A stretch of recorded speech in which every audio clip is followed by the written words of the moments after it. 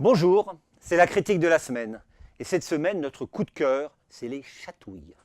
Parce que c'est un premier film comme on les aime, avec le cœur, avec les tripes, un film qui est tout le contraire d'une commande, qui fait partie de ses œuvres indispensables quand livrer la part la plus intime de son être fait partie d'une nécessaire reconstruction. Un film comme un cri, mais qui laisse entendre une petite musique qui nous est parfois douce à l'oreille, même si le propos dérange et même secoue. Parce que Les Chatouilles nous parlent de l'enfance, ce continent sans doute maintes fois exploré par la littérature ou le cinéma, mais qui recèle encore sa part de mystère. Tout le monde n'a pas la persévérance en la matière d'un Jacques Doyon, dont une bonne partie de l'œuvre de la drôlesse aponette est consacrée à l'âge le plus tendre. Sur le sujet, le film d'Andrea Bescon est évidemment sur un ton très différent à cet auteur-là. Parce que la forme du film adapté d'un spectacle vivant est tout sauf anodin, qui pratique les glissements narratifs et multiplie les flashbacks ou les apartés avec une gourmandise communicative. Je m'appelle Odette. Je deviendrai une grande danseuse étoile. Ma petite Odette, je t'aime à jamais. Avant d'être un film, Les Chatouilles est d'abord une blessure. Celle d'une petite fille victime des débordements libidineux d'un ami de ses parents. Mais la petite fille a grandi, elle en a fait un spectacle vivant, seul en scène, dont elle était naturellement la vedette, qui a récolté en son temps le Molière de sa catégorie et a fait suffisamment de bruit pour permettre que le cinéma s'en empare. Et c'est au final la même petite fille, qui entre-temps est devenue grande, qui se retrouve des deux côtés de la caméra. Bien sûr, le film n'est pas une reproduction copier-coller de son spectacle, ne serait-ce que parce que les différents personnages sont interprétés par des comédiens différents. Mais il en a conservé la rage, l'humour et la tendresse, un cocktail de contraires qui pourrait sembler dans d'autres circonstances un brin fabriqué, mais ici, ce mélange prend tout son sens. Comment tu t'appelles, toi? Odette. T'as pas respecté ta mère, toi, merde. Bien sûr, il ne faut pas confondre art et thérapie. Andrea Bescon est la première à le reconnaître, son spectacle ne lui a pas permis de régler tous ses problèmes. Il ne l'a pas empêché d'avoir recours à un psy, l'un des personnages récurrents du film d'ailleurs, auquel Carole Franck prête ses traits.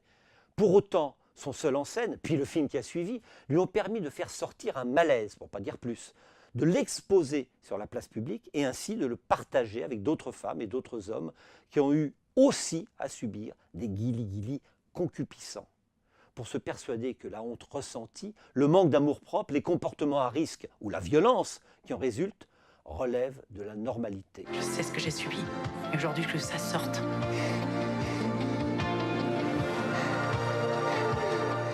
Si Les Chatouilles ne devaient avoir qu'une seule visée, ce serait d'encourager les victimes de violences sexuelles à se libérer de leurs secrets, un secret parfois aussi toxique que le traumatisme lui-même.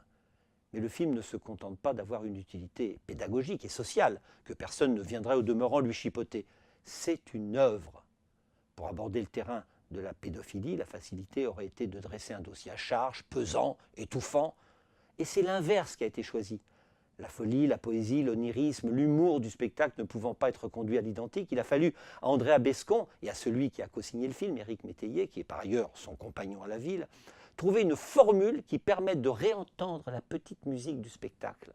C'est pourquoi le film gomme les frontières entre rêve et réalité, passé et présent, ajoute force commentaires en voix off, pratique avec volupté les ruptures de ton et casse la narration par de nombreuses scènes de danse où notre héroïne Andrea Bescon elle-même est entre la performance et la transe, comme s'il fallait purger son corps d'une violence trop longtemps contenue. J'avais pas raconté à l'homme que j'aime les viols que j'ai subis quand j'étais môme.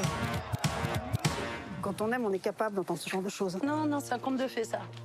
C'est la troisième fois, en l'espace de quelques années, que les traumatismes de l'enfance deviennent des spectacles vivants, qui à leur tour se muent en film. On se souvient de Pardonnez-moi, où Maïwenn réglait ses comptes avec sa famille, et particulièrement avec son père, et de Guillaume et les garçons à table, où Guillaume Gallienne reconnaissait avoir eu besoin de beaucoup de temps pour cerner l'identité que lui renvoyaient les siens. Mais l'un et l'autre ont inclus des images de leur spectacle dans les films qui en étaient inspirés, ce que n'a pas fait Andrea Bescon. Pour autant, l'empreinte du théâtre, une forme d'artisanat, la nécessité de bien faire comprendre que l'on est en train de raconter une histoire reste omniprésent. Par exemple, les mêmes personnages à différents âges de la vie se croisent dans la même scène sans que personne ne s'en émeuve. On croyait que j'allais détruire la vie de mes parents alors que Miguel, c'est le meilleur ami de la famille. Cette fluidité est plutôt un procédé de théâtre, mais elle confère au film une partie de son cachet. On pense à ce que Woody Allen faisait dans Annie Hall ou plus près de nous, Michel Leclerc dans Le Nom des gens. Un procédé qui n'a rien de purement formel, qui sert également le propos et le récit. Il fallait trouver le moyen d'amener le spectateur dans la mémoire d'Odette, de faire remonter à la surface ces flashs de l'enfance qui surgissent sans prévenir mais sans accroc, comme si les événements étaient tous reliés par un fil. Tu sais, moi, ma vie, elle est derrière moi maintenant. Mais toi, c'est devant. Toi, c'est uniquement devant. On l'a dit, le corps est au centre du film, et celui de l'auteur s'exprime par la danse, comme le témoignage de la réappropriation de ce corps souillé par les attouchements et ensuite étouffé sous la chape du silence. Mais la danse a une autre vertu, éviter que le film soit trop intellectuel, qu'il se cantonne dans le domaine des idées. La danse donne la parole aux tripes, à l'instinct. Comme Andrea Bescon se plaît à le répéter, tout passe par le ventre avant d'aller au cerveau. On parle pas beaucoup, vous savez. Je danse. Nous ne pouvons pas nous quitter sans saluer les comédiens, qui n'ont pas toujours hérité d'un rôle facile à défendre. C'est le cas de Pierre Deladonchamp, qui incarne le prédateur. Il parvient à merveille à cacher sa face sombre sous un sourire de façade qui le rend sympathique au premier regard. Mais c'est bien là que le bas blesse.